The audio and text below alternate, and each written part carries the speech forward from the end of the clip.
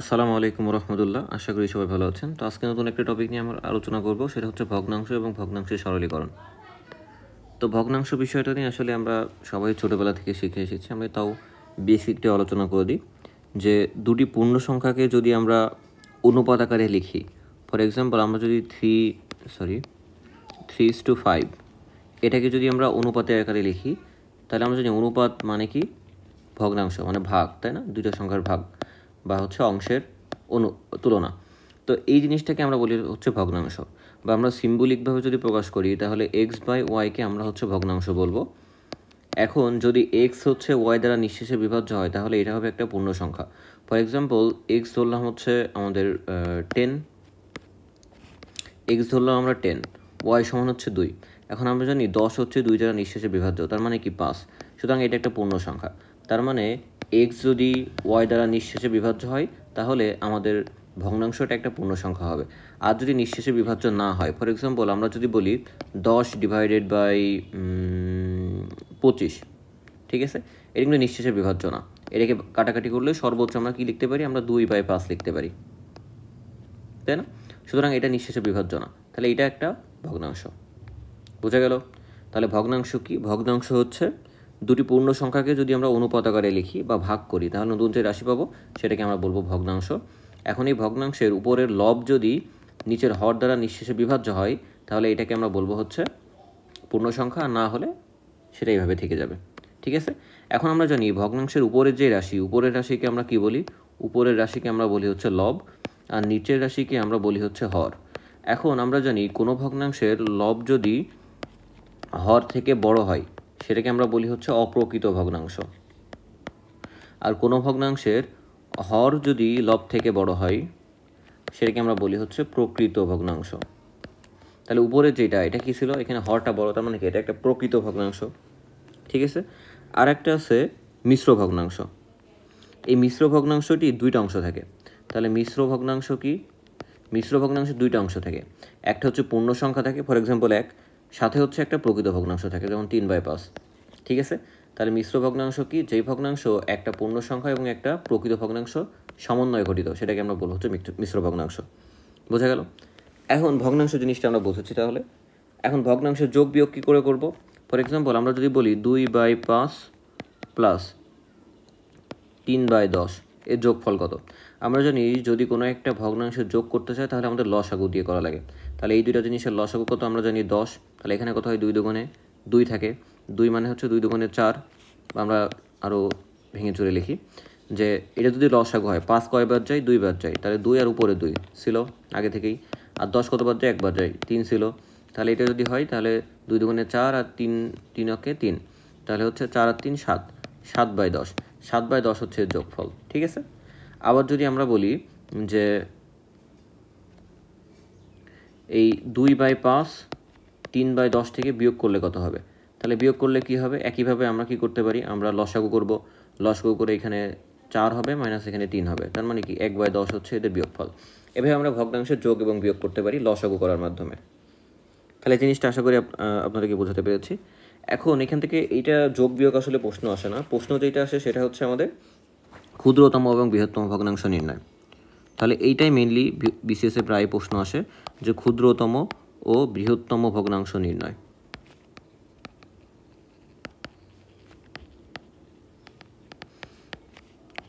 এখন আমরা একটু এক্সাম্পল দিই, তাহলে বিষয়টা আপনাদের কাছে ক্লিয়ার হবে। এরকম প্রশ্ন আসে, যেমন আমি আগে সিম্পল একটা প্রশ্ন করি যে 3/4 ও 11/15 এই যে দুইটি ভগ্নাংশ, এর ভিতরে কোনটি বড় বা কোনটি বৃহত্তম? আপনি কি করে বের করবেন?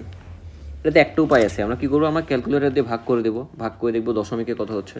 দশমিক দেখলে আমরা বুঝতে পারবো যে কোনটা বড় কোনটা ছোট। কিন্তু পরীক্ষার হলে তো আপনার হচ্ছে দশমিক মানে ক্যালকুলেটর থাকবে না, তখন আপনি কি করে করবেন? এইটার জন্য আমরা কি করব? এটা আমরা আড়াআড়ি গুণ করে দিব। তার মানে কি আমরা কি করব? প্রথম ভগ্নাংশের মান চিন্তা করব। প্রথম ভগ্নাংশের মান সমান আমরা কি করব? প্রথম ভগ্নাংশের লবের সাথে দ্বিতীয় ভগ্নাংশের হর গুণ করে দিব। তাহলে 3 গুণ 15, তার মানে কত হচ্ছে? 3 15 45, তাহলে 45, প্রথম ভগ্নাংশের মান 45। দ্বিতীয় ভগ্নাংশের মান আমরা কী করে বের করব? দ্বিতীয় ভগ্নাংশের মান বের করব আমরা হচ্ছে এইখানে দ্বিতীয় ভগ্নাংশের যে লব সেটা দিয়ে প্রথম ভগ্নাংশের হরকে ভাগ করব। তাহলে দ্বিতীয় ভগ্নাংশের লব কত? 11, হর কত? 4, তাহলে 44। তাহলে এখানে দেখুন প্রথম ভগ্নাংশের মান দ্বিতীয় ভগ্নাংশের মানের থেকে বড়, তার মানে কি স্পষ্টত 3/4 হচ্ছে এখানে বৃহত্তম। তাহলে এইটা হচ্ছে ঠিক যেটাতে আমরা বের করতে পারবো যে কোন ভগ্নাংশটি বৃহত্তম, কোনটাটি হচ্ছে ক্ষুদ্রতম।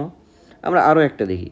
ফর এক্সাম্পল, আপনাকে যদি বলা হয় যে 7/10 ও 9/11, এই যে দুইটা ভগ্নাংশ এর ভিতরে কোনটি ক্ষুদ্রতম এবং কোনটি বৃহত্তম, আপনি কি করে করবেন? একইভাবে। তাহলে প্রথম ভগ্নাংশের মান কত কত হবে? 7 × 11, তাহলে 77। দ্বিতীয় ভগ্নাংশের মান কত হবে? 10 × 9, তার মানে কি 90। তার মানে বোঝা যাচ্ছে যে দ্বিতীয় ভগ্নাংশ হচ্ছে বড়।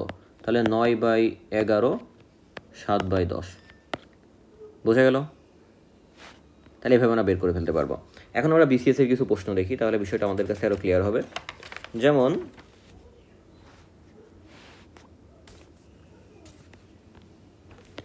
41তম বিসিএস এ একটা প্রশ্ন এসেছে যে নিচের কোনটি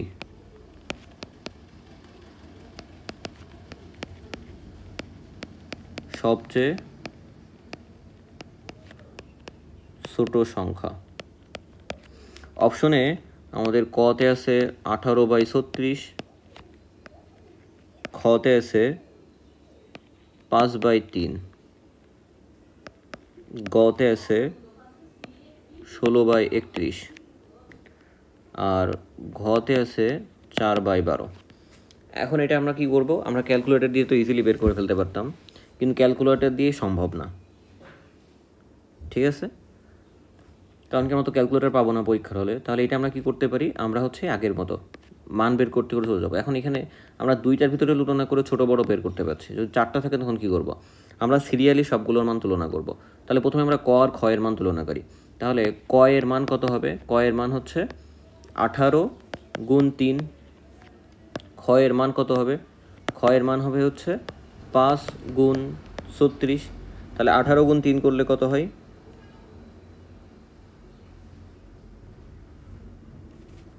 18 × 3 করলে কত হয়? 54, তাই তো? 3 18 54। আর 5 × 36 করলে কত হয়? 180। তার মানে কি খ এখানে বড়, তাহলে ক থেকে খ হচ্ছে বড়। তাহলে আমরা সব থেকে ছোটোটি বের করব। তাহলে খ যেহেতু ক থেকে বড়, তার মানে খ আমরা বাদ দিয়ে দিব।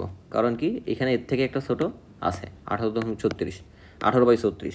এখন এই 18/36-এর সাথে আমরা গয়ের তুলনা করব, কোনটা বড় কোনটা ছোট। তাহলে আমরা 18/36, আমরা তো ক এর মান পেয়ে গিয়েছি, তাই না? ক এর মান আবার 18/36, ক এর মান কত হবে? তাহলে 18, যদি গয়ের সাথে তুলনা করি 18 × 31, আর গয়ের মান কত হবে?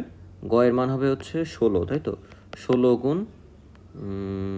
36, তাহলে কত হয়?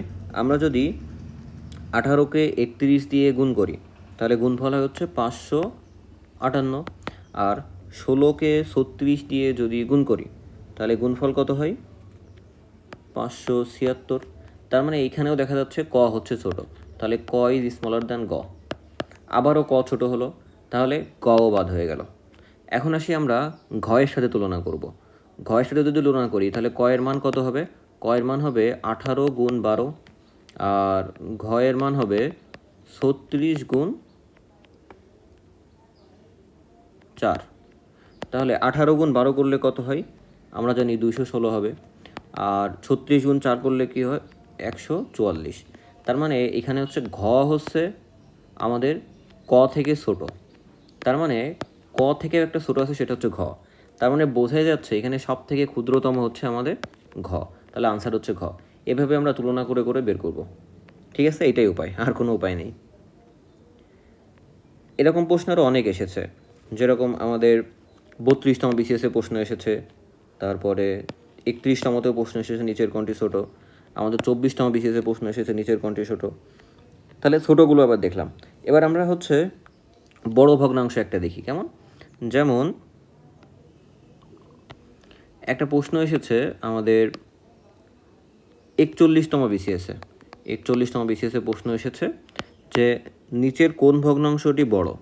অপশনগুলোর ভিতরে কতে আছে হচ্ছে 5/12, খতে আছে হচ্ছে আমাদের 6/13, গতে আছে 11/24 আর ঘতে দেওয়া আছে হচ্ছে আমাদের 3/8।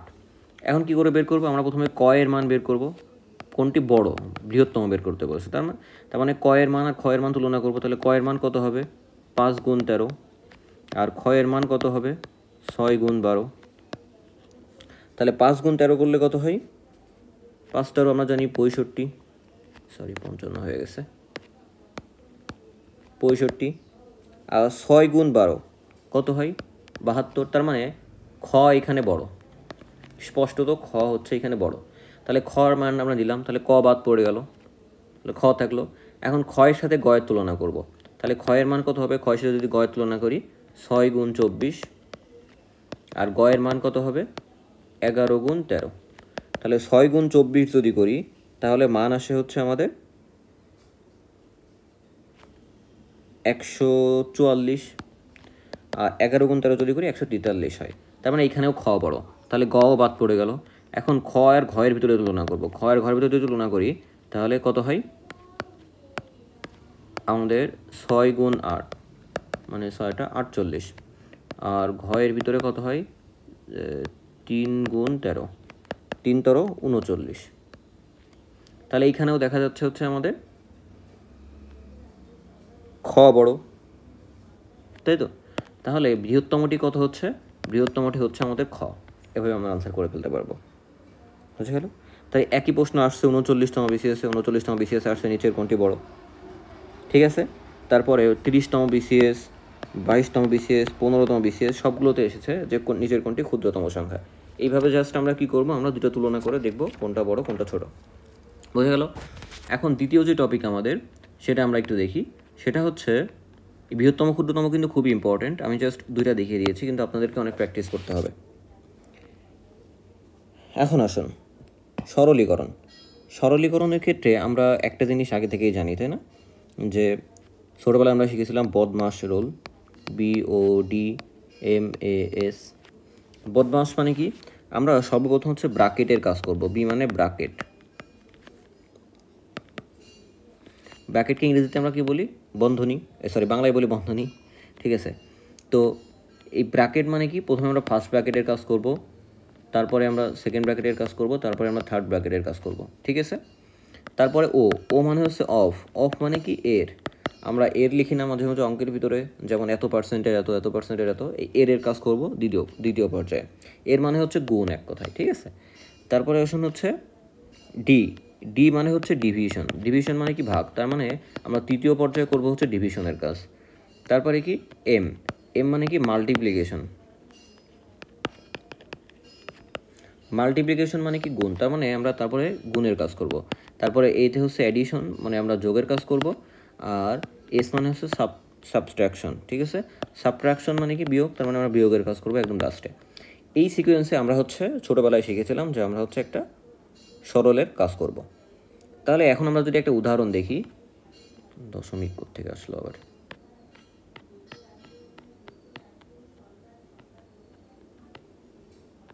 ঠিক আছে, এখন যদি আমরা একটা উদাহরণ দেখি যে 3/5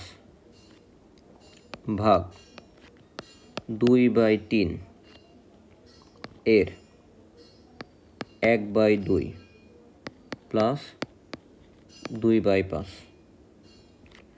এটা হচ্ছে কত? এটা মনে করুন একটা সরল আপনাদেরকে করতে দেওয়া হলো, এটা আপনি কি করে করবেন? তাহলে আমরা কি জানি? আমরা বদমাস রুল অনুযায়ী প্রথমে জানি আমরা ব্র্যাকেটের কাজ করব। তাহলে 3/5 যা থাকবে আমরা তাই রেখে দেবো, 2/3 যা থাকবে তাই রেখে দেবো, ব্র্যাকেটের কাজ করব।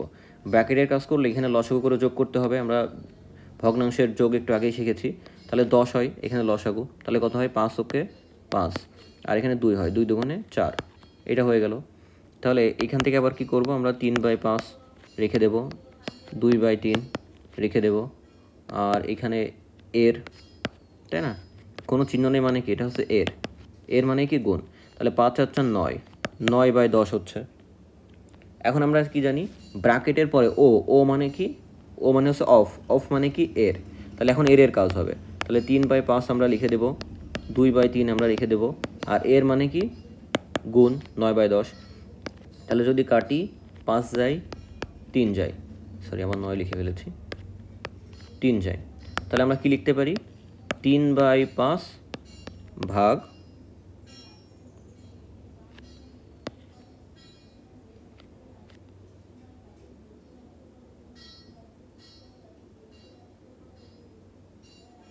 এই 2/3, ওকে 2/3,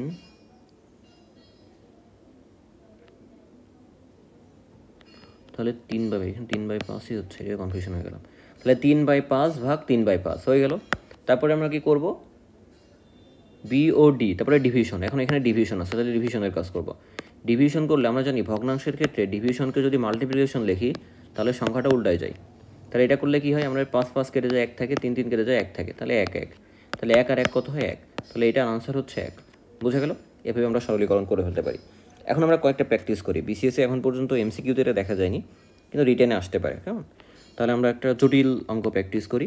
ফর এক্সাম্পল, যেমন শিক্ষক নিয়োগে একবার এসেছে, মানে প্রাইমারি শিক্ষক নিয়োগে 1/8 8/9 এর 5/8 প্লাস 3/8, এটা সমান কত?